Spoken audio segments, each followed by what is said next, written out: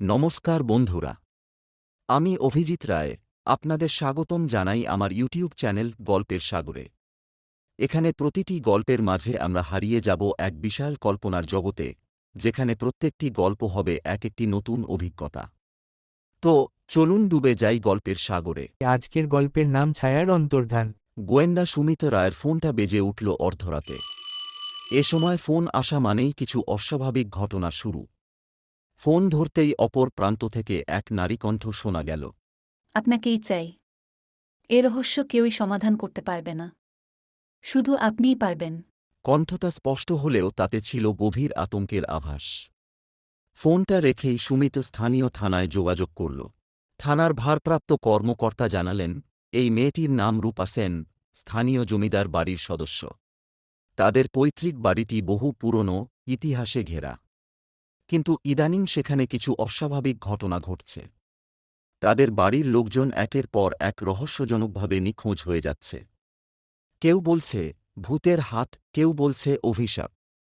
সুমিতের কৌতূহল বাড়ল।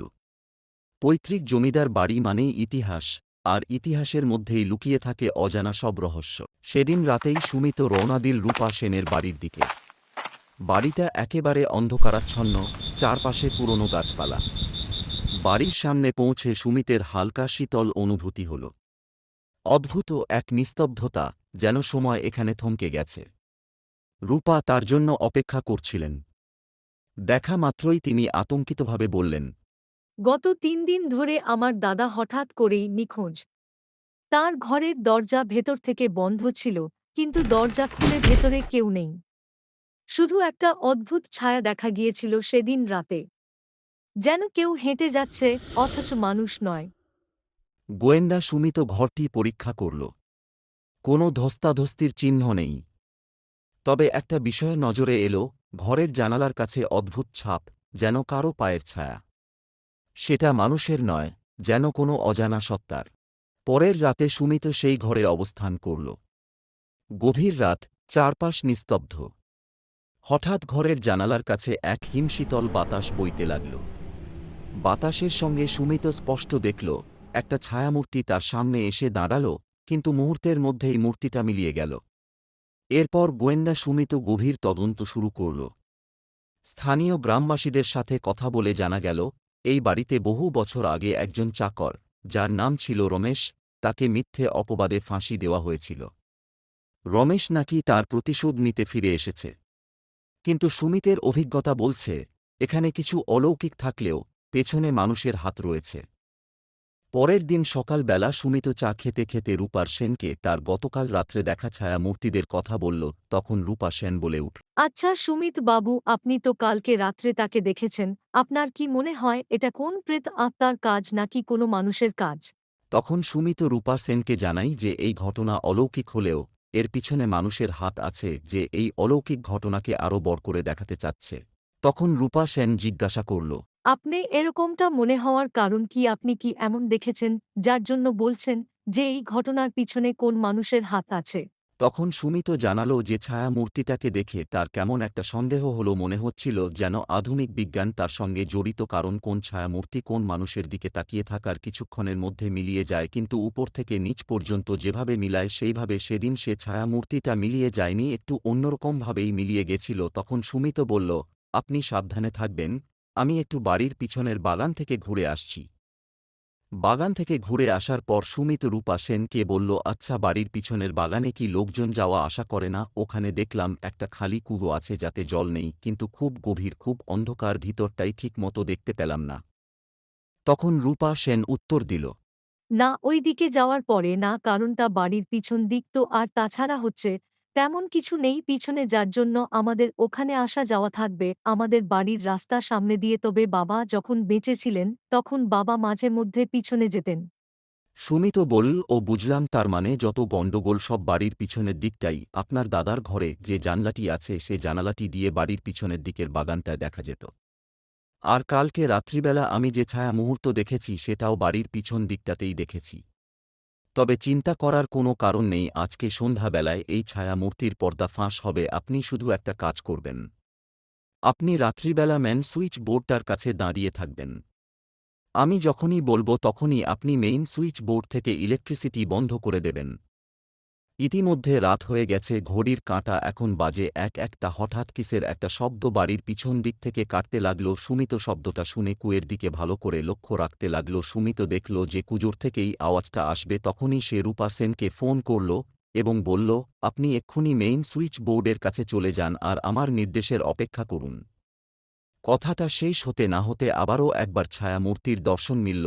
সুমিত বলল, শীঘ্রই যান। তখন রূপা সেন সুইচ বোর্ডের ইলেকট্রিসিটি বন্ধ করে দিল এবং সেই ছায়ামূর্তির আর কোনো খবর পাওয়া গেল না।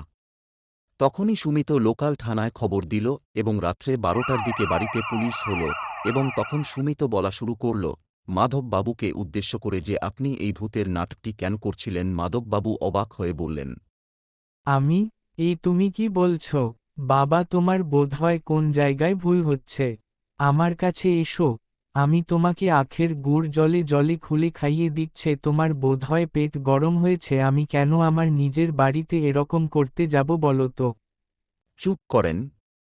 তাহলে বাড়ির পিছনে মাধব সেন লেখা আংটিটা কার? আর বাড়ির ছাদে লাগানো দুটো প্রজেক্টর কি করছে হোলোগ্রাম বানানোর জন্য? এটা তো একটি পুরানো জমিদার বাড়ি, এটা তো কোনো বুর্জ খালিফা না যার জন্য হোলোগ্রাম করতে হবে এবং হাজার লোক দেখতে আসবে। তখন মাধববাবু তার নিজের দোষ স্বীকার করলেন এবং বললেন, রাগ আর হিংসা আমাকে এটা করতে বাধ্য করেছে। আমার দাদা যখন অসুস্থ ছিল তখন আমি নিজের হাতে তাকে সেবার শুশ্রূষা করেছি, আর যখন সম্পত্তির কথা হলো তখন দাদা রূপার নামে সব সম্পত্তি লিখে দিল। যে মেয়ে কিনা বাবার অসুস্থতা খবর শুনেও আমেরিকা থেকে একবারও তার নিজের বাড়ি ফিরে আসেনি, সেই মেয়ের নামে সব সম্পত্তি। আজ যে ভাই তার সেবা করল তার নামে কিছু না। দাদার এই ব্যবহারটাই আমি সহ্য করতে পারিনি। তাই আমি ভেবেছিলাম যে আমি ভূতের ভয় দেখাবো এবং রূপাকে এই গ্রামের বাড়ি থেকে ভয় দেখিয়ে বার করে দেব। এর ফলে ও আর এই মুখো হবে না। তাতে পুরো জমিদারিটা আমারই থাকবে। আর আমি আমার ভাইপোকে ওই বাড়ির পিছনে কুজোর মধ্যে কায়দা করে বন্দি করে রেখে দিয়েছি যাতে করে সে বাঁচতে পারে কিন্তু কোনোদিন বাইরের আলো না দেখতে পারে। আমি প্রতিদিন ওর জন্য খাবার নিয়ে যাই। অফিসার নিয়ে যান এনাকে। আর ইনি যেমন রূপা দেবীর দাদাকে কুজোর মধ্যে আটকে রেখে দিয়েছিল, আপনারাও তেমন ওনাকে হাজতের মধ্যে আটকে রাখবেন এবং খেতে দেবেন যেন কোনদিন বাইরের আলো উনি না দেখতে পাই। মাধববাবু, আপনি যে কাজ করেছেন আপনার সাথেও এখন সেই একই কাজ করা হবে। এমন সময় রূপার সেন বলে উঠল, কাকা, তুমি সামান্য সম্পত্তির জন্য তোমার নিজের ভাইজি ভাইপোর সঙ্গে এরকম করলে? অফিসার নিয়ে জানো ওনাকে। আর সুমিত বাবু যেরকম বললেন সেই রকমই শাস্তি উনার প্রাপ্য। ধন্যবাদ সুমিত বাবু, আপনি না হলে হয়তো আমার কাকা এই গ্রামের জমিদার বাড়ি কে ভুতুরে জমিদার বাড়ি বললে চালিয়ে দিত। আপনার এই ঋণ যে আমি কিভাবে শোধ করব আমি মুখে বলে বোঝাতে পারছি না। আজকের গল্পটা এই পর্যন্ত। দেখা হচ্ছে পরের ভিডিওতে। ততক্ষণ ভালো থাকবেন, সুস্থ থাকবেন আর আমাদের পাশে থাকবেন। জানের নতুন হলে চ্যানেলটিকে সাবস্ক্রাইব করে বেল নোটিফিকেশন অন করে দেন এবং ভিডিওটি ভালো লাগলে একটি লাইক করে দেন। Thank you.